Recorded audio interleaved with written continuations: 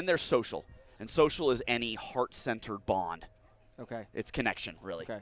So family, friends, romance, partners, all of it. Right. That's all I would consider social.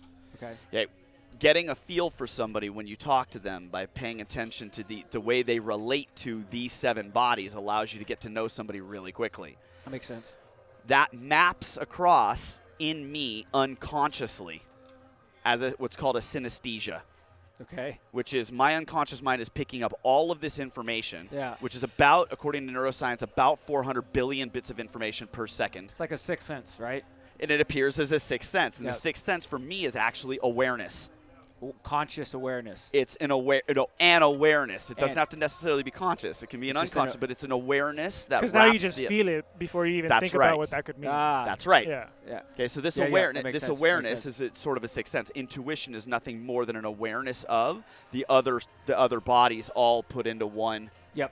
That makes sense. That makes sense. Well, my synesthesia means that my unconscious mind can pick up information about the person I'm looking at, talking to, connecting with on a deep level, Yep. and it turns it into another one of my senses. Yes. So if I'm picking up visual cues off of you, I might pick up a smell. Interesting. Or it might present itself as a smell. It might present itself to me as a smell. Yeah. So I'll say things like, "You smell scared." It's like pheromones, right? It's pheromones. But that's how the synesthesia appears in me. That makes sense. Is as a smell. That makes sense. So you know what's funny about that? I can do that with vibration. So because I believe energy is vibration, so I believe it's a frequency. So if we're all antennas, this conversation that we're having right now is on a radio station right now that's vibing with all of us. That's right. And so what happened is it's like, hey, we can pull in this guy real quick because he's on a different station. Yeah. Hey, you're listening to classical. Come over here and listen to jazz real quick. Yeah. Oh, I like jazz. Cool. What are y'all talking about? And then he can add his classical vibe into the jazz. That's right. And then we made some beautiful music. Yeah. So yesterday when we were talking, I turned my head away and I wasn't even looking at you, and I could hear not words, but Yes. and I was like, God, is that me? And I checked in with myself and I'm like, that's not me. And then I looked over and you were like this, staring off into space, and I went, it's not me. It's Baldo. Yeah. and I went, I can hear you in my head. Yeah, and then I said, well, that's interesting because, like, I know what you mean, but I can't tell you what I was thinking. No. And then you said, talking at a million miles a minute. But you referenced it to it was something to do with before I could even speak, so there's no words I could put to it. That's right. It's so a it's so a it trance. came out to like blah, blah, because it comes out pre-verbal, which for me is a set of tones. Yes. Yeah, if you look at a child who's 1.5 years old that doesn't know how to speak yet, they're still communicating. They just aren't. They're. We just can't understand them. That's right. They haven't developed their language center enough yet. They haven't developed their executive order higher functioning. Their prefrontal cortex and it hasn't been developed yet. Yep. And so they are receiving signal, receiving energy Yep. to use your term. They are Yep. receiving energy and signal from the people around them. They just haven't learned how to process it and then communicate it back the same way everybody else is around them yet. Yep. So when I'm listening to somebody in a trance, all I hear is their tone of voice, their tones of voice, the speed and tempo at which they're talking to themselves, and that gives me information. And it's like looking into their psyche. It's looking at subconscious. The way that they hold. Because I look at holding patterns. Yeah. Okay, so one of the things that I'm very bad about is posture, right? And the way that you carry yourself just by your chest. Imagine from a primal instinct, that's what bigger animals do to basically allow themselves to establish dominance, right? Territorial right. presence. So then what I look at is this, like in the sales world, some of the old jokes are like, the person who talks first is the one who loses. So imagine if you were to just communicate just solely through eyes, what you could be able to communicate to another person as far as understanding. Then it goes down to their posture.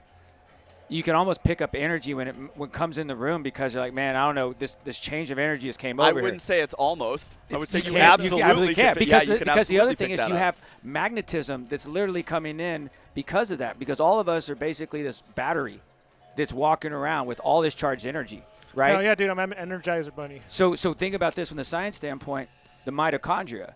right? Not to get too scientific, We but can. it's the powerhouse of energy. Yep. It's a battery. We all Yep. have these little millions of batteries in our body, and what you're getting is something to recharge it. Yep. So if you recharge your battery on the deepest level possible, you walk around like fully charged, like I can function better. But you're recharging it on the physical On the realm. on the physical, yes. What about recharging the mental 'Cause body there's and the the 5 emotional body bodies. and the Yes. sexual Yeah. body and the spiritual body? Each one of them can be recharged. So I imagine from the mental body, here's what, and it's one of the things that I was even going to talk about today. From a longevity standpoint, the mental wellness is you always want to address that.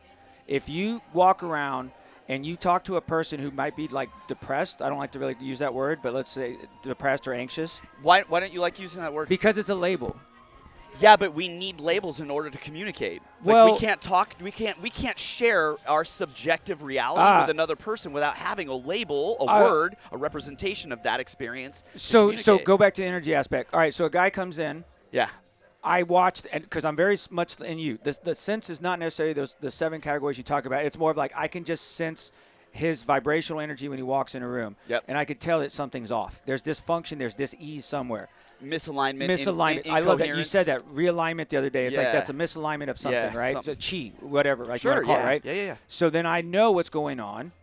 How can I help you? The person wants to open up, but they're reluctant to. And if I label them and say, I know what's going on with you, buddy, you're depressed. It's almost like asking someone, why do you do this? They recluse back into when they were younger and they hear the why and they become defensive. It's the same. Regression. At a spontaneous regression. So you go back into the id and you go back to the psyche and subconscious. Say, look, man, I'm trying to tell you is you look like you're down, right? Is there something going on with you? Because you can talk about it here. Most Okay. people think it's a broken sense, like I am broken. And I imagine say, no, what if you just run on low serotonin production? or you've just mastered sadness. Or you mastered sadness. Well, because it could be addicting, right? It's still a chemical release. It's just training. I mean, not to take It is, away from but what it is- you but it's not true, to but take away from no, what you but- two but guys this- know, but if you practice something long enough, it You becomes become really habit. good. Well, that's the You- neuroplasticity aspect. That's right. So that's what I was Yeah. getting at. So think about this. Negative thoughts can literally, from a chemical standpoint, produce inflammatory cells in the body that attack you. Yes. The same Yes. way an infection would. The same way a negative thought The pattern same can. in negative thought patterns. So imagine this. If mental wellness is so important, you literally can call yourself to be sick or healthy just on your own thoughts in your head, like just what you think That's every day. your psychoneuroimmunology. Yes. Yes. Psychoneuroimmunology. We just create. Is that a thing? No, that's a a real field of thing? science. That's a real thing? Psychoneuroimmunology, how your mindset affects through your neurology, your makes immune sense. system. It Well, makes sense. It's that water test, right? Or like the what's it called? The snowflake test. Yep. Where do you guys know about Mus- this, mu- right? Uh-huh. Yeah. Emoto. Emoto, Yeah, right? Like, yeah. and you speak to the fucking thing while it's dropping and see how it crystallizes when it freezes. Man, imagine how you talk to yourself. Sure, and we're mostly water. And so, yeah. Well, think about this. If we're mostly water, the other day I was looking at this video. Science has discovered that water has memory, like DNA memory. Like you can make like literally like a vaccine from a water droplet that took a picture of a viral infection. That's gene therapy now. On top of that, a water droplet has vibrational energy. Sure. So imagine if you put like a vibrating plate and you put a water droplet on top of it, it would vibrate and there would be a pattern, a geometric pattern. So what you think about this, Are you trying to tell me there's some order to this whole there's universe? some order to this thing. It's not just the idea that you just call it like just random energy. It's like No, there's a it's- physical component to it, but the mental aspect is this. When they say like your gut's your second brain, your serotonin comes from your gut. Yeah. So if you eat like crap and you don't produce any serotonin, you're walking around with an inflamed digestive tract and you have negative thoughts on top of it, you'll produce inflammatory serotonin when you finally do. And what happens is you can't get better no matter how many pills, IVs, therapies you get, because when you go back home, the holding pattern goes back to the same neuroplasticity when you go back home to say, I'm not worth it. I'm an imposter. I'm a fake. I'm not good enough. These BS So we beliefs. These talked BS ab- beliefs. Yeah. So can you get into the three? Yesterday you talked about worth. the 3 things I don't believe in. Yes. The Yes, three the things three, you don't the believe three, the 3 bullshits. Okay, so number 1, I'm just going to go through these really quickly. Number 1, blame. Okay, when you actually blame another human being, it does 2 things. 1, it separates responsibility and ownership of choice from you and from them in the moment. And everybody has their role to play, and everybody played their role and their part in it. So as soon as you blame, it's the negative utilization of your ability to place a judgment on something to try and separate you from whatever actually occurred. It happened. It happened the way it happened. You reacted the way you reacted. They reacted the way they reacted. But your blame after the fact is to try and let yourself off the hook from what already occurred. It's a complete waste of psychological energy. Okay, and it separates you from power. Yeah. Okay, so blame for me is a complete waste. Yeah. I get Complete it. waste I of get time. Okay, second, deserving. This concept of deserving. She didn't deserve that. He did deserve this. And the concept I often say to people is, did the 7-year-old deserve leukemia? Did that puppy deserve to be born into a dog fighting ring? Okay, did the man and the woman who just got married deserve to get in a car accident the next day and the man die? Did she deserve that? Deserving has nothing to do with what actually does happen or doesn't happen.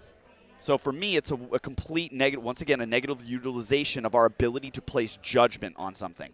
So instead, let's get beyond deserving. Let's just deal with life as it is. Okay. Deal with the truth of something. And the third concept I just cannot understand why humanity destroys itself at this is worth, self-worth. People are like, well, I'm good enough. I'm not good enough. Good enough according to whom? Good enough according to what? In what context were you good enough? And if I had taken you out of that context and put you in this context, what would your worth be? Yep. I agree. Whatever you decide it is. That's right. Because literally, I love this quote. There was a guy that said, when you were younger, you thought everyone was looking at you. When you got older, you realized no one was looking at you. No one cared. No one cared. No one cared at all. Right? They're too busy caring about themselves, thinking you're caring about them. Exactly. Correct. Yeah, and I'll give you an example. This is one of my favorite things recently. I believe, and this I'm not sure about this, I think that the first NFT piece of artwork was bought for $70 million. I think the first NFT Artwork. That wouldn't artwork surprise was- me. That wouldn't surprise me. I wouldn't buy it for $70. But to somebody else, that painting, that art was worth $70 million. And so the worth of that thing was decided by that individual. And this takes us to the quote, beauty is in the eye of the beholder. So worth changes according to perspective. Well, if your worth changes according to perspective and you have no self-worth, who are you rating that based on? Whose perspective are you rating that worth based on? Likely mom. Yep. Likely dad. Yep. Likely the society, the religion, the culture you grew up in. That you were cool. told. Stop giving them worth Yep. and watch how much their worth matters to you. That's right. So stop making their perspective worth anything to you, and vice versa will immediately and instantly occur. So that for me, worth is a BS concept. Deserving is a BS concept, and blame is a BS concept. Ownership and responsibility for one's own power and choice in the moment as you take actions, positive or negative. Right. And you leave it at that, and it removes the traumatic response and connection to it, because we should respond, not react. If we respond, essentially we say, okay, I can make a level-headed decision without emotions attached, right? Unfortunately, traumatic events have allowed us to have this emotional attachment that can be viewed as positive or negative, right? Yeah. I think crying and positive and negative is, once again, according to the judgments you're passing. That's right. So because you can say, hey, guys aren't supposed to cry. That's a sign of weakness. I'm saying to who? To me, if anything, it's the biggest release possible. Like, I need to get this out of my system. I feel so good when I finally do cry. And can I take a giant step behind that? Yeah. I think it's contextual. You cannot determine whether a cry is good or bad unless you have the context and the intention and the present state established. Correct. Well said. Because well I know said. people who cry and they don't get what they want right. out of the moment. That's right. Because of their crying. So maybe it isn't a cleanse for them. It's right. Just like the journeys on the weekend. I hate to say it, but it's like, how are you implementing the change? You have to determine what is your desire for you to determine whether or not something is good or bad. That's right. And I look at it as saying, if I'm ready to face everything and deserve the constructive criticism coming, I can grow, because I can learn from what all this really meant. And because life is full of experiences and not failures, I can look at it and say, hey, I can leave that time back then, and I was that person. I'm not that same person anymore. I evolved. I adapted. Which is all a perspective. It's all a perspective, because who's judging who? Who cares what it says? There's right? the worth thing If you again. go back to the Ten Commandments, Come on, that was like the original way, but we used to think 50 years ago of judgment. Nowadays, no one really looks at that anymore, right? And you say, well, and when you're saying this to me about the 10 Commandments, my brain jumped to Egypt. Yeah. Way before the 10 Commandments existed. Yeah. Like the pharaohs and it's like back then when all of that came as a part of that story, what came before that? So what were the 10 Commandments or the judgment schematic, the schema, the blueprint for judging based on society judgment. at that Ultimate point? judgment. So I think all of it's fluid. It's a commandment. It's not an agreement, right? Which is interesting So because where does intentionality play? It only has value to the extent you give it value. It's the same dang thing again. If I don't believe, I can't believe I'm about to go here. This is going to be raw. Awesome. Okay, I'm about to go here. Go. If I don't believe Jesus Christ is God or the Son of God, nothing in the Bible makes a shit bit of difference. I understand that. Nothing. I have to believe Jesus Christ Yes. was the Son of God or directly connected to God for anything else in the Bible or anything else in Christian doctrine to mean anything. Otherwise, it's just a story. It's just another story. Okay, so I have to buy into that. Let's call it a core belief, a root assumption. And the root assumption is Jesus Christ was God or was the Son of God. If I buy into that, all of the other derivatives come off of that. Okay? If you don't believe God exists, religion kind of loses hold on you. All of the doctrines of all world religions kind of lose hold on you. Same thing with science, though. Science, for me, is there's some root assumptions of science or core root assumptions in science. And if you believe in those, then all of the scientific method, research method, and all the other doctrines of science make sense. It does. So you still have to, at some base level, buy into or adopt or own or have some intentionality around saying, this is what I choose to believe. Yep. I agree with that. Stand for something. Otherwise, it's all fluid. And that's the beauty of consciousness. It's completely fluid. And then if we map that across to what we know of neuroscience, now we have neuroplasticity. Yep. It's all completely fluid. It is. You could change your brain. Energy is movement. Energy is movement. You can always change. To remain stagnant is death. I disagree. Why? The Wright brothers had an absolute rock-solid belief that manned flight was possible, and everybody tried to convince them they were crazy. They were nuts, and they held rigidly to their belief in that. Nope. I believe it exists. I'm going to do it. How many inventors, innovators, thought-provoking conversationalists have stuck to rigidly their belief system in the face of challenge until everybody went, oh, crap, they were right. Goodyear. That's a prime example. Like, oh, crap, they were right. And then all of a sudden they're a revolutionary.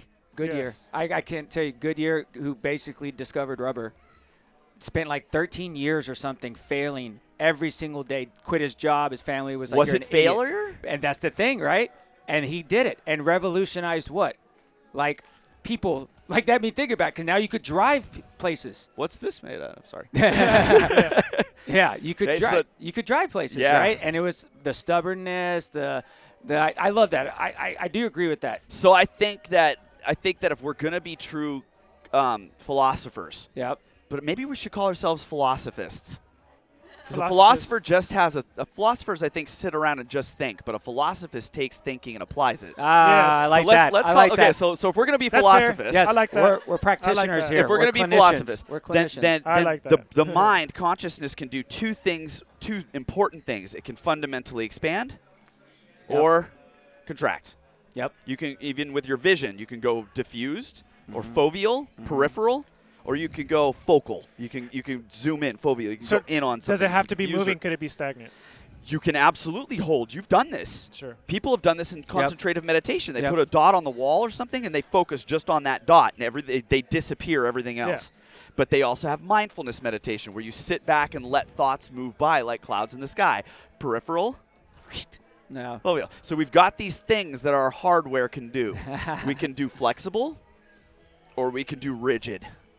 That's interesting. So you don't see much things as linear, like space and time and speed. Time doesn't exist. Time is built on space. Yes. Time is built on space. Just like energy doesn't exist. Energy is built on matter. Okay, so we rate these two systems based on each other. Time, we can measure time because of change. Okay. Though if I look at a tree, I'm watching something in space, and I'm watching the leaf crumble and then fall off.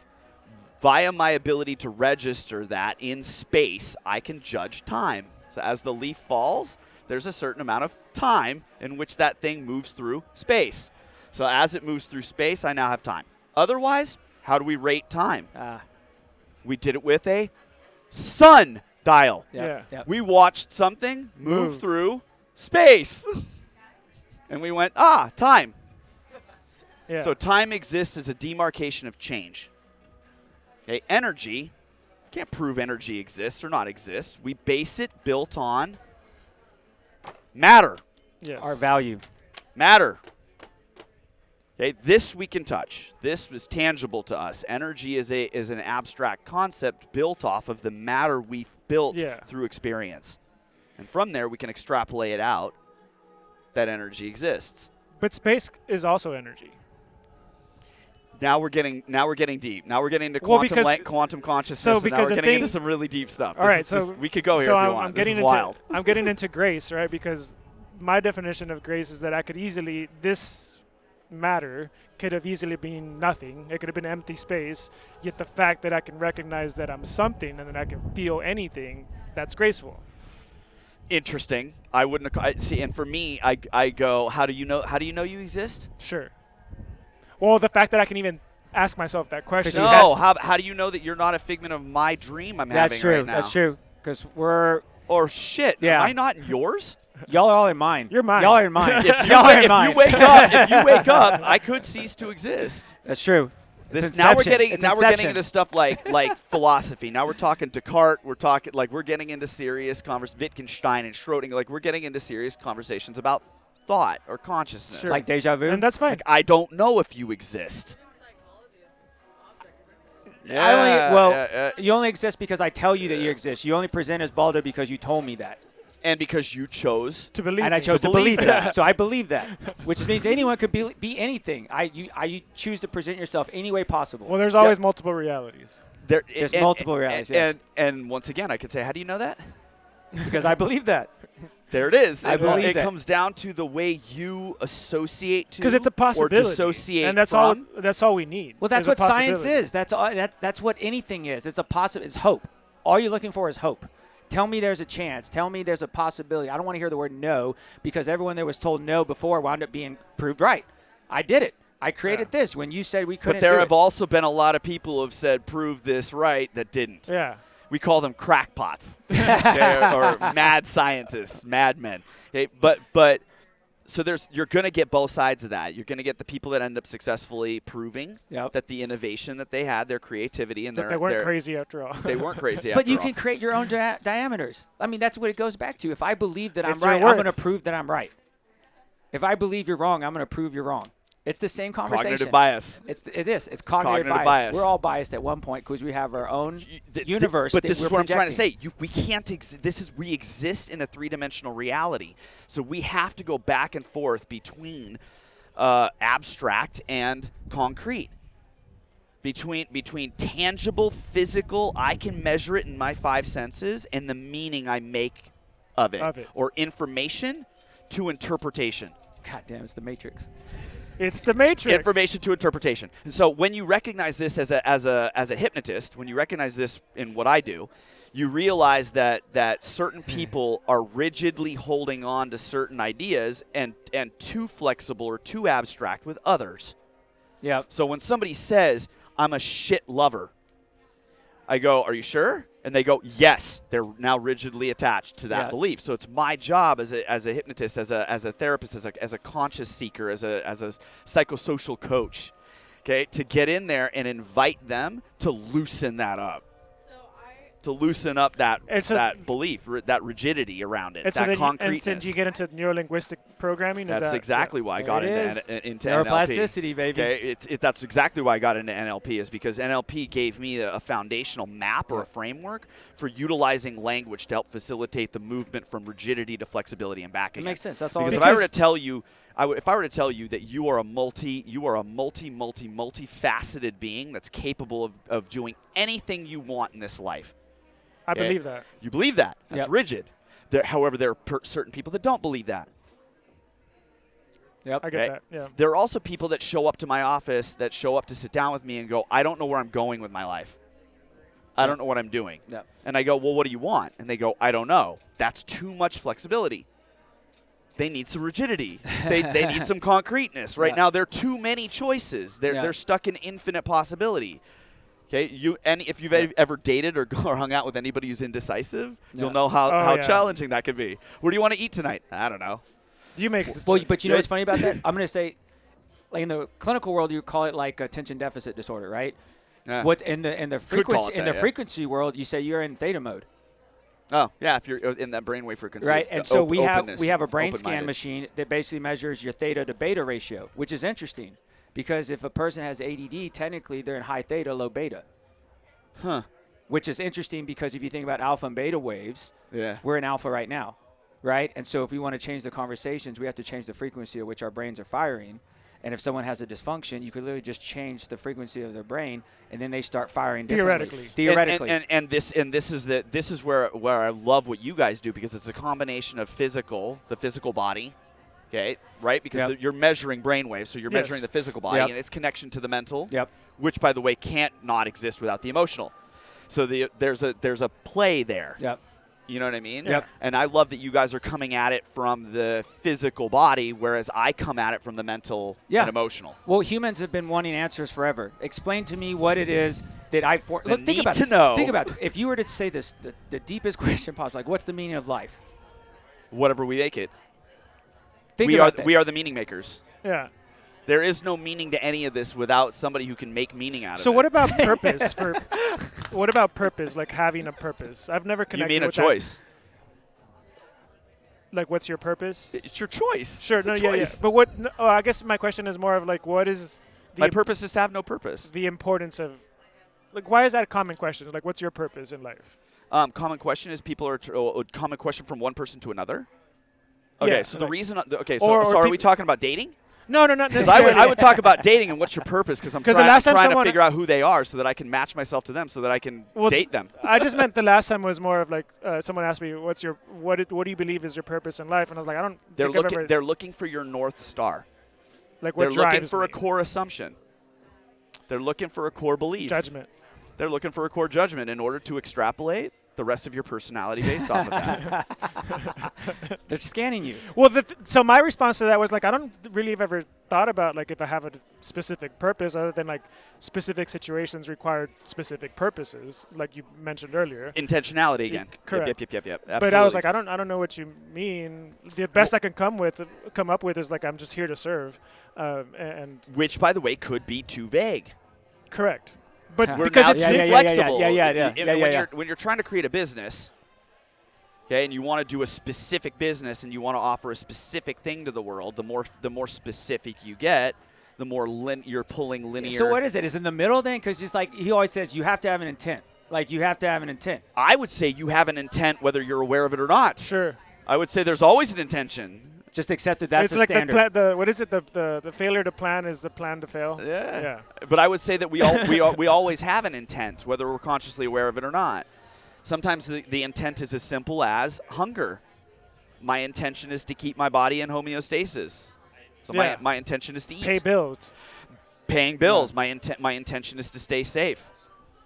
Okay, whether you're aware of it or not. My intention is to join the tribe that is my country. Whatever those borders are and whatever you choose to assign yourself to.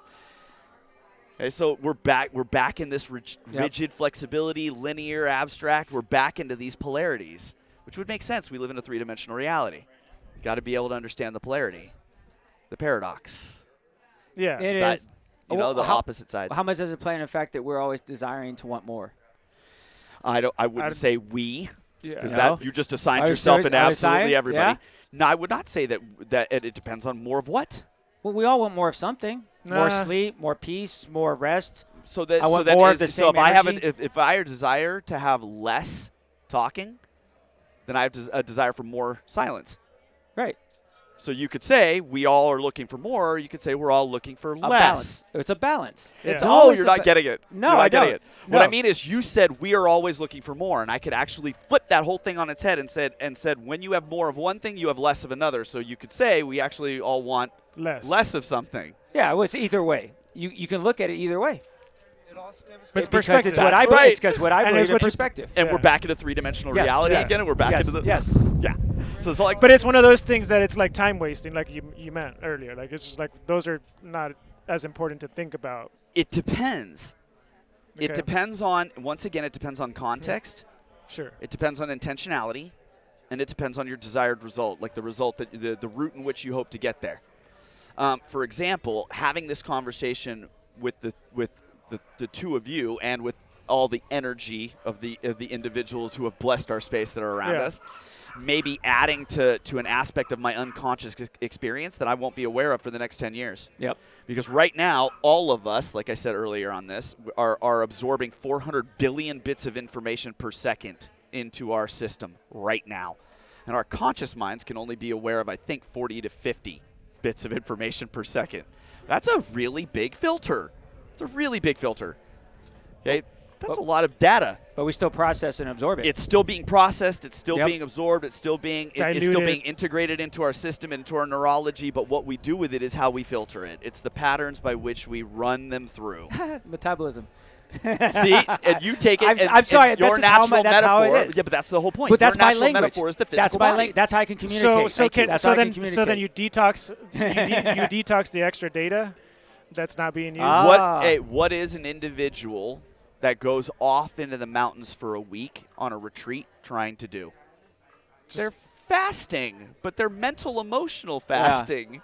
They're getting away from any and all other beings. They don't want an influx. They Fucking want love it. no triggers from any other beings. Oh, I love that I So can't they even go- get service. They go out. They go out in the middle of nowhere to commune with God, which means closer or more, to speak your language. Yep. More of God and less of man. That's right. That's right. So it's a cleanse.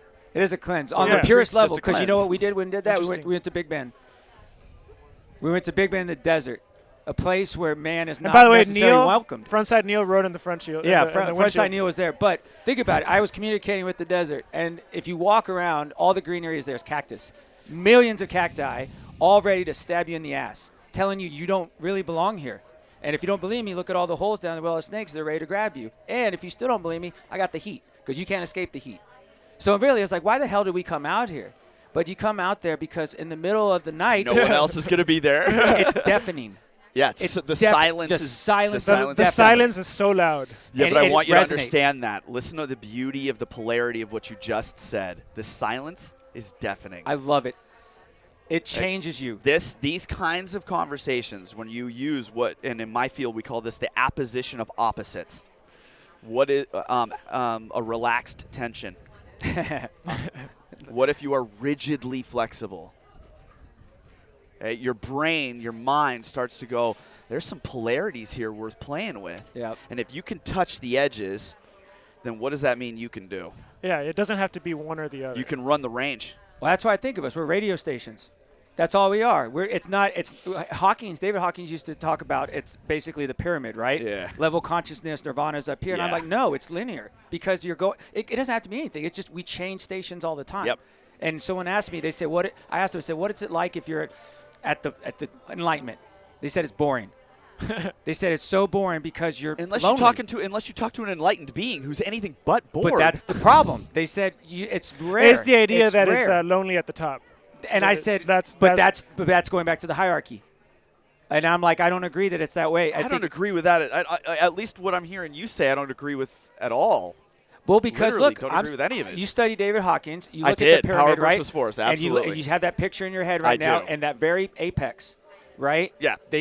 According to that chart, that's where we at least want to hit that a couple of times. I suspect that he's trying to talk about alignment, And by the way, it wasn't David Hawkins coherence, saying and alignment. saying that it was like No, lonely at it the wasn't top. Hawkins saying that. It was saying I was asking another person Oh. about consciousness. Okay. And I was like, well, according to Hawkins, he talks about it as hierarchy.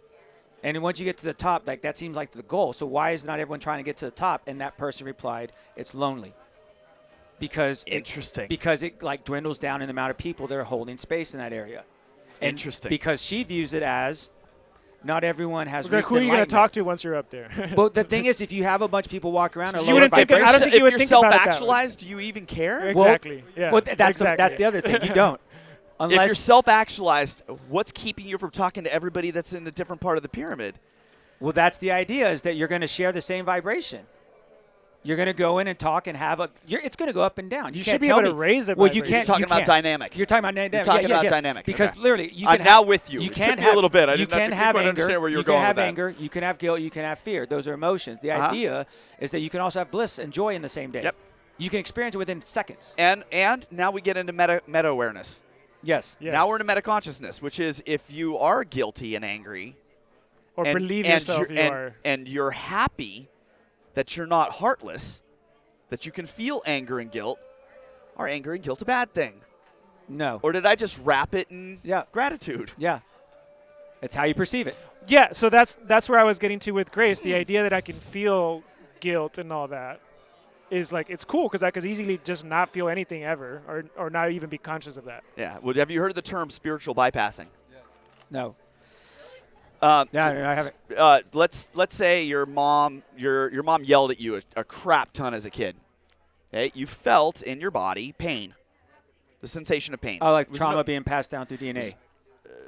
Ooh, that's a different conversation. Yeah, Okay, wait, okay, wait, go back. wait, Okay, okay, okay. Let me go off here for a second. Okay. So Yeah. let's say mom yells at me. I feel pain in my system.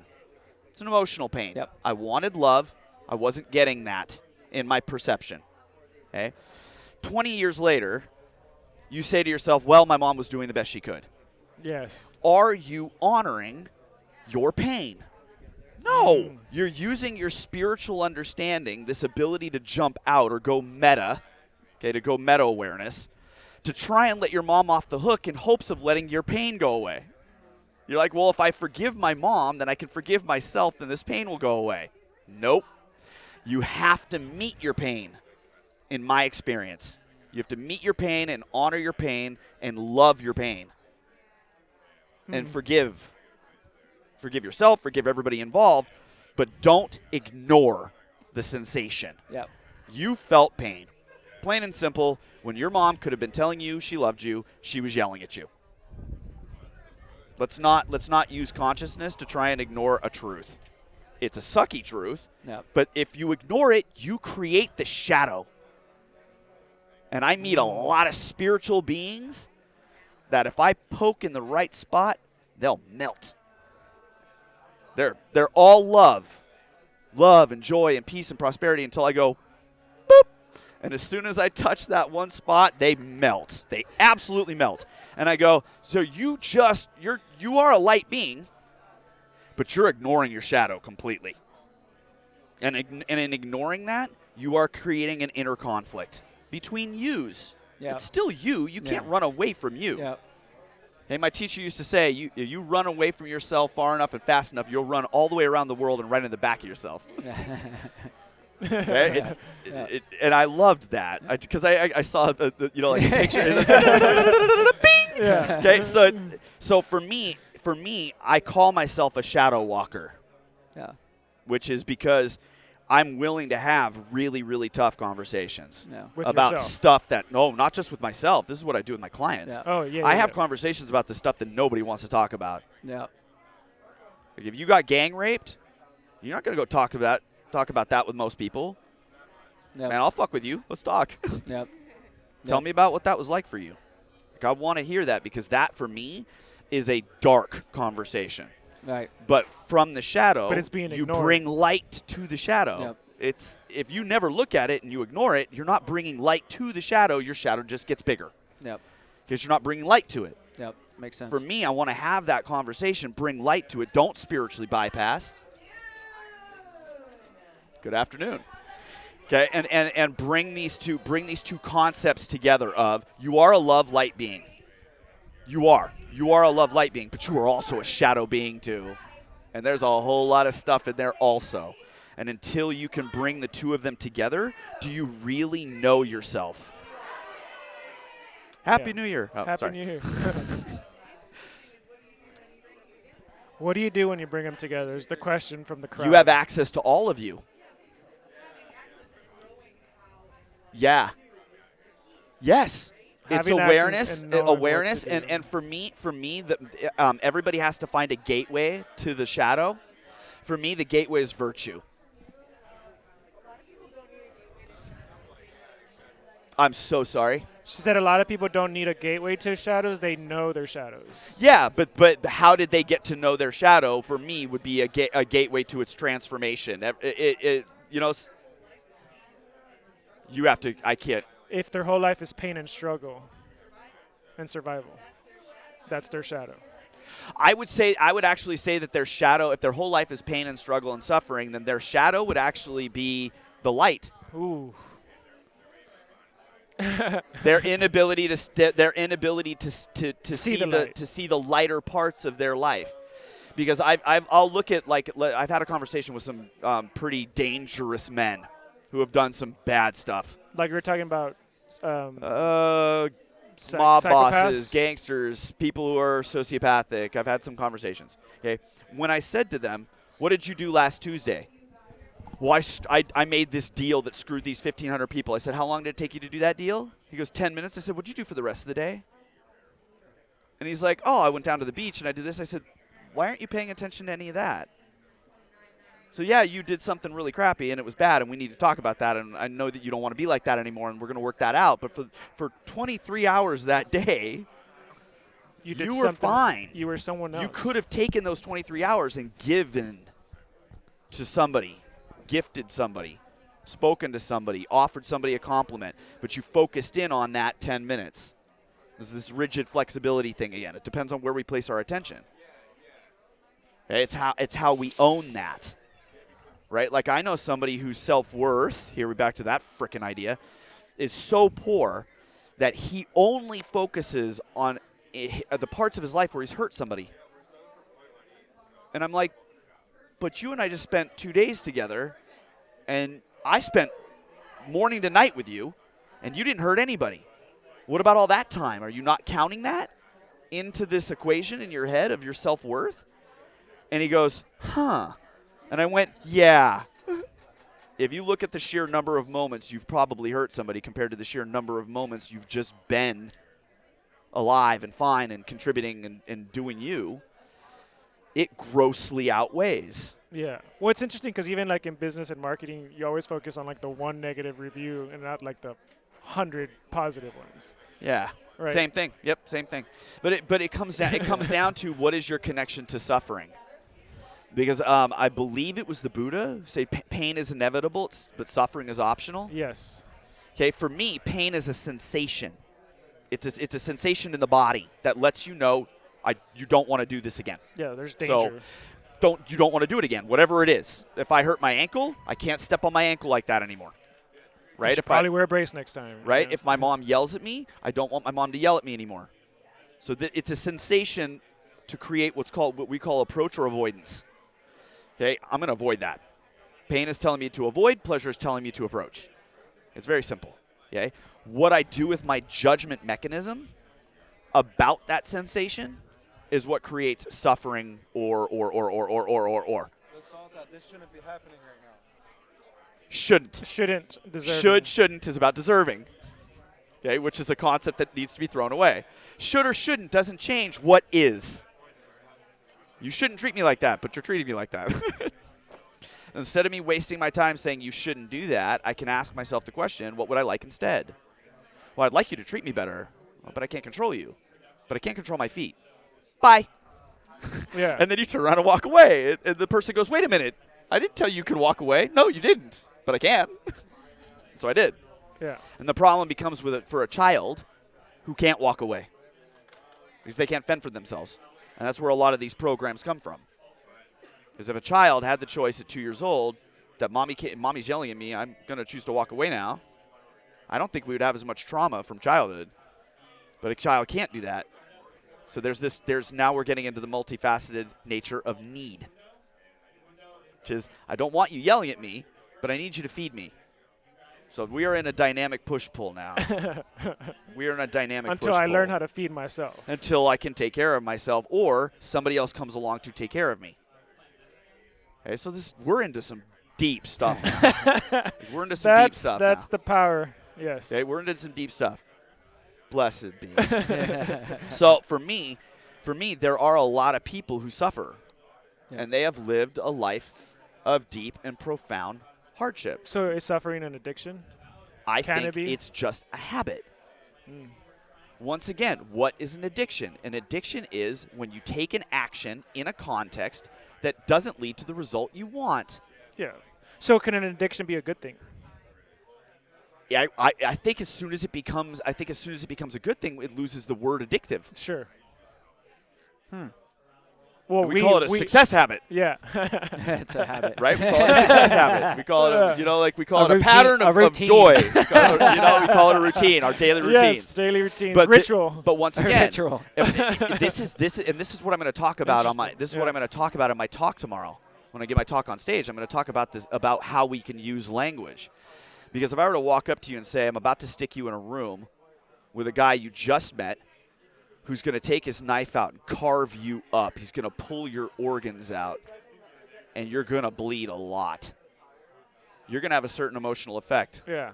But if I say, I'm about to introduce you to a doctor who's going to use a scalpel to surgically remove a cyst or a tumor, suddenly you don't have any issue. Yeah. But isn't that what I just described? Yeah. Yeah. Yeah. Same exact experience, completely different sets of words, completely different sensory experience. Yeah. One of them were like, "Oh, thank God," and the other one were like, "Oh God, no, thank you." Yeah. Well, I'd almost be like, where am I gonna live? Because I want to know what that feels like. Sometimes, no, I don't. So does this make sense? It does. Yeah. So that's essentially, roundabout way, tangential way of us talking about deserving blame and worth. Yeah. Wow. That was deep. That was very deep. All right, last thing.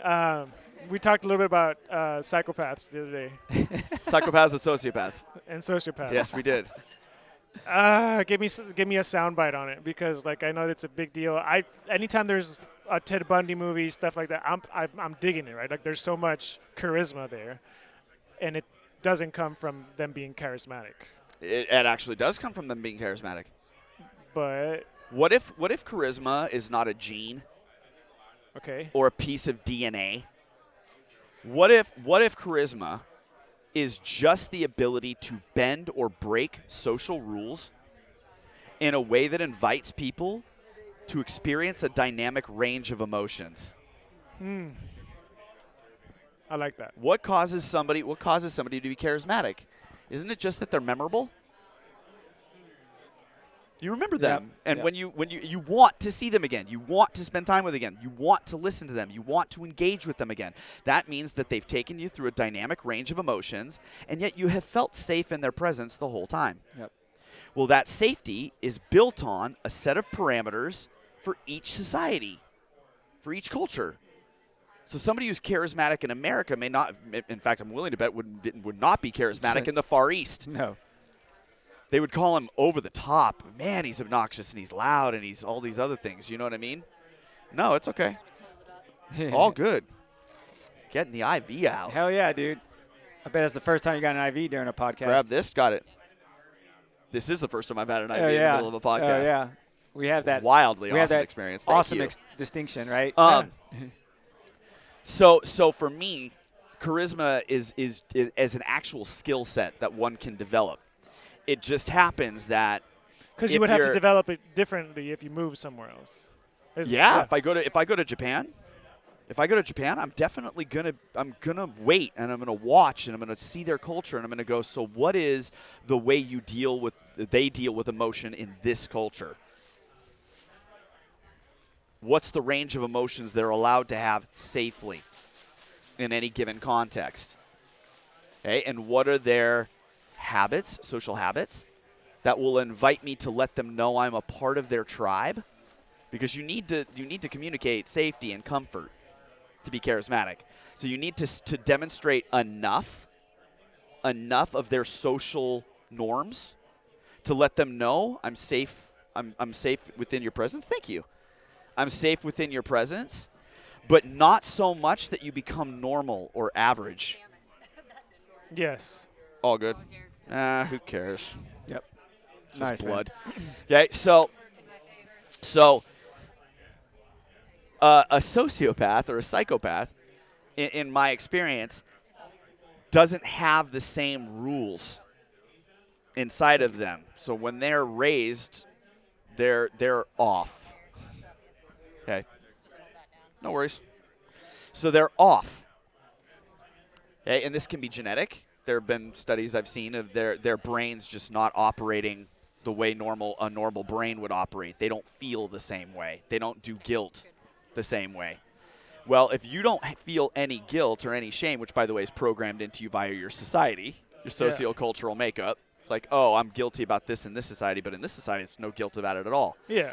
Well, if they don't feel guilt at all, they can alter the rules, bend the rules, break the rules at will, because there's nothing within them keeping them to it. Yeah. Well, if there's nothing keeping them to there's no it, boundaries. then they can play. And if they can play, they can learn fast. And if they can learn fast, they go, oh, got it. In this culture, I just do this, say this, invite this thought, ask this question, and that will create them liking me. And they will just put that on like a mask. They'll go and drop the mask on. That's crazy. And that's why they can go from totally charismatic to killing you. Mm-hmm. Yep. And they will have no thought about it. Yeah. None. That's nuts. Yep. That makes sense, though. And it's scary. For me, it's scary. 'Cause Yeah. those people, in my eyes, have lost their humanness. Because emotion plays such a powerful and important role. But And then this you is find why that- we're obsessed with AI. But then you find This is why those we're obsessed character- with, like, androids. Did I hear you mention something that you find that characteristic in a lot of like high-powered people, CEOs, stuff like that? I find the ability to ignore or depersonalize one's connection to another human to be valuable when you're at the top of a business. Sorry, you got shareholders, and they need you to increase their bottom line, or they take their money out, and then you've got nothing to invest in, which means the whole company goes away. But to get the shareholders their bottom line, I got to take the factory out of that little town in Michigan, which means 1,500 families are going to be out of jobs, and I got to move it to the Philippines. I got to move it to Thailand. And I got to be able to look at that deal and go, Yeah. and just sign off on it and go, I can't think about it. I got to go home and sleep tonight. So they have to somehow create that emotional distance from those 1,500 families and what's going to happen there. Well, you get practice at emotional distance long enough, and it becomes rather difficult to build in the habit of closing that gap again and developing a heart-centered bond, because you've practiced emotionlessness so much that you got to practice its opposite. Yeah. And it's been my experience that most of those people at the top don't have enough time in a day to practice the connection, because they're so often practicing the disconnect. Yep. So they go home to their wives, husbands, Children. and they're there with their kids for an hour and a half before they got to go to sleep, wake up, go right back to work again. So you're literally spending in 24 hours a day, 1.5 hours in your heart and 22.5 hours not. What fires together wires together. Yeah. Now, you've practiced emotionlessness long enough, and your brain literally just goes, oh, I guess that's not a useful skill. I'll practice some synaptic pruning. Yeah. And I'll just prune away those synapses. Yep. If you don't use it, you lose it. Yep. Okay? So This has been badass, man. I'm glad we met. John, such a pleasure. Yeah. Baldo, a pleasure. How can people find you, Johnny? They can check out one of my two companies. You can look at processyourpotential.com, or you can check out yourcharismacoach.com for the psych and soch. Hell yeah. Mad love. Thanks, guys.